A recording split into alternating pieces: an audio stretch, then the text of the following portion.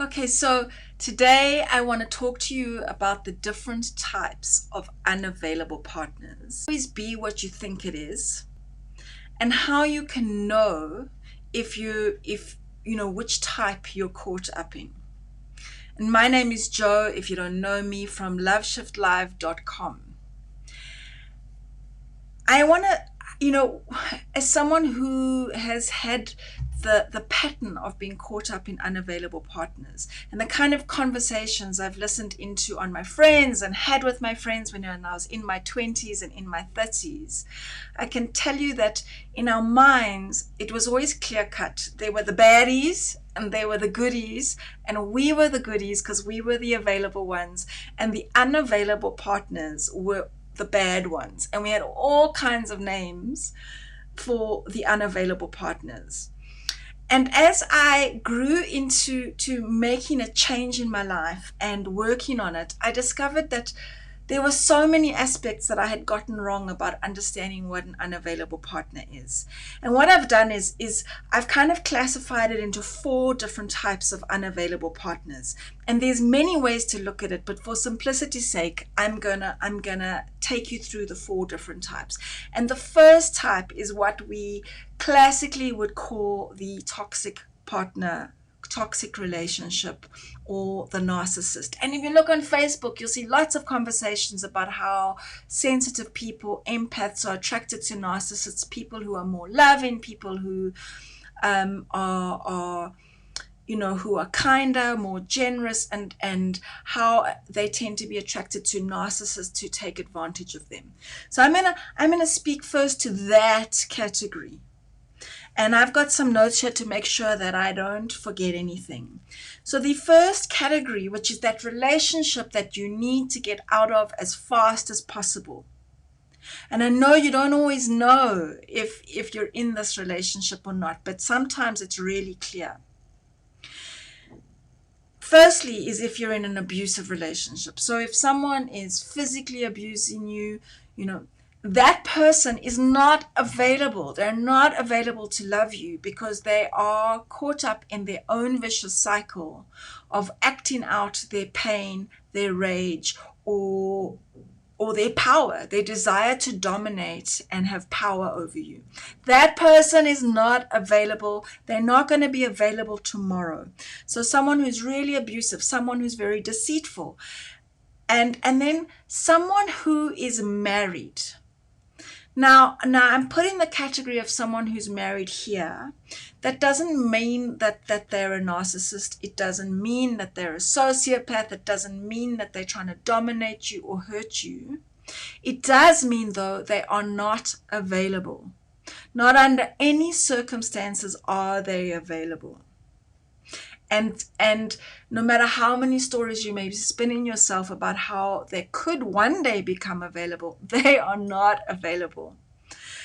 And lastly, someone who is just not interested. They may be enjoying having great sex with you, they may have fun with you, but ultimately they are not that into you. And so no matter what you do, no matter what changes you make, they're not that into you. So these are being someone who's married, someone who's abusive, someone who's deceitful, and someone who's really not that interested. No matter what changes you make, they are not going to be available to you. Okay, so that's the first category, right? And sorry, I'm just having to stop something here. There was a phone call coming in. I just wanted to end that. And then the second category is when someone is in an active addiction, or if they're in recovery from addiction, they are not able to be available to you. So someone who's in an active addiction, no matter what you do, no matter how much you beg them, no matter whether you do tough love, whether you play hard to get, whether you are more loving and kind and really helpful, someone who's in an active addiction cannot be available to you because they're in a relationship with the addiction that they have. And I'm not going to go more into that here. And similarly, someone who is in early recovery, in their first year of recovery, maybe even in their first 2 years of recovery, is not able to be available to you in the way that you want. Now, that doesn't mean that you need to get out. It means understanding that this person, no matter how much they may love you, does not have the emotional capacity to be present for you, to be available to you. So you can give me a 5 if you recognize anything that I'm talking about, if it resonates with you. And to be really clear that someone who's in an active addiction, if they're not willing to take responsibility for where they're at, they're not in a position to change. And so all these complaints that you have about them, maybe they need to be a better parent, maybe they need to be more responsible, maybe you're wanting to spend more time with them, maybe they're even cheating on you. Someone who's in an active addiction is not in a position to take responsibility for making any of those changes. And someone who's in early years of recovery, they're needing to discover themselves. They're needing to prioritize themselves before they can prioritize you. And so if you're choosing to stay with someone who's in the early years of recovery, it's about having the acceptance that there is a limited amount to which they can be available. Which leads me to the third category. And this happens to all of us at different stages in our lives, and it requires so much compassion. And that is when someone is in a depression, or is physically ill, has a serious physical illness that is chronic and ongoing. Someone may be really exhausted and burnt out, highly stressed, and someone who perhaps is going through something at work or something in their lives that is requiring an enormous amount of focus and attention. So it doesn't mean they don't love you. It means that they've got something going on that is just bigger than them for that period in their lives. And so no matter how much they want to be more present for you, someone who's going through a depression may not be able to. And this is a tough one because what they need is more compassion. But you may feel really neglected and unloved and angry because they cannot be available to you or to your children, and to the agreements that you have with each other.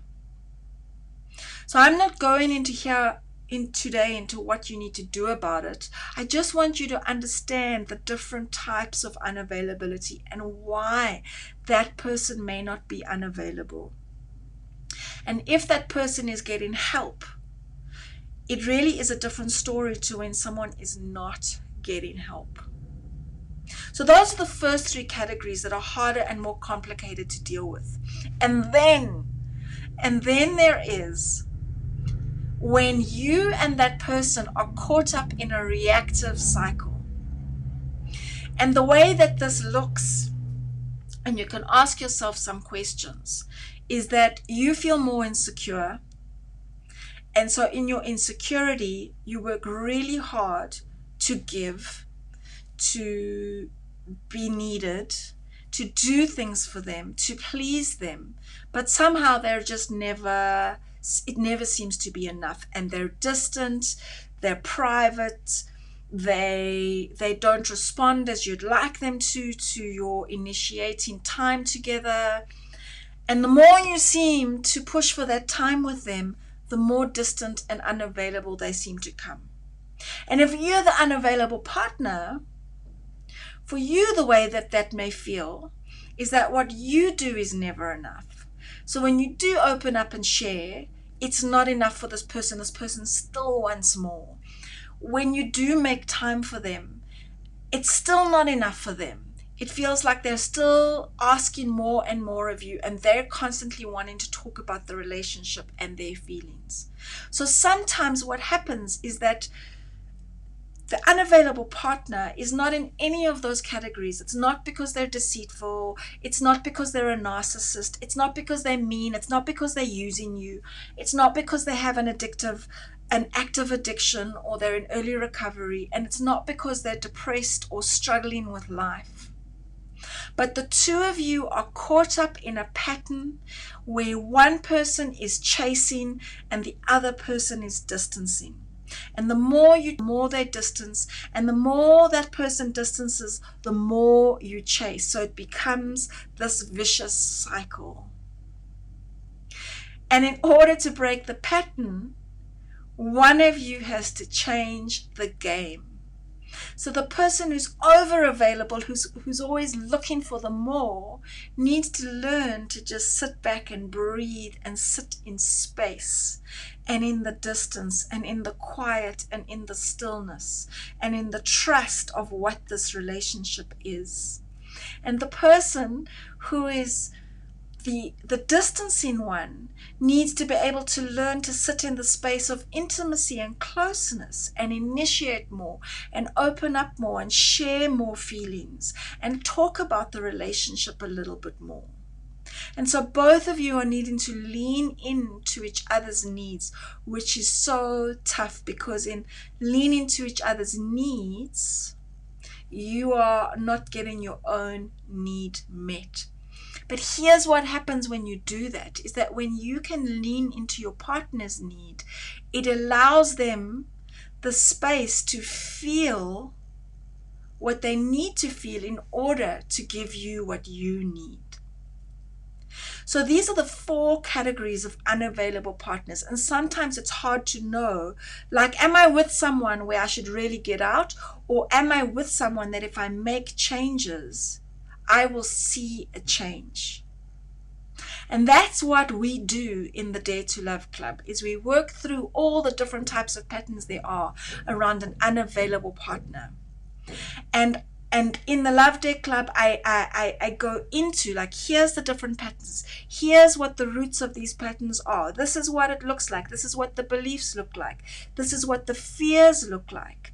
And here are the changes that you can make to see whether this is someone you need to leave, or whether this is someone that it's worth sticking out with, making some changes, and allowing the relationship to bloom. Now, I haven't been able to see a single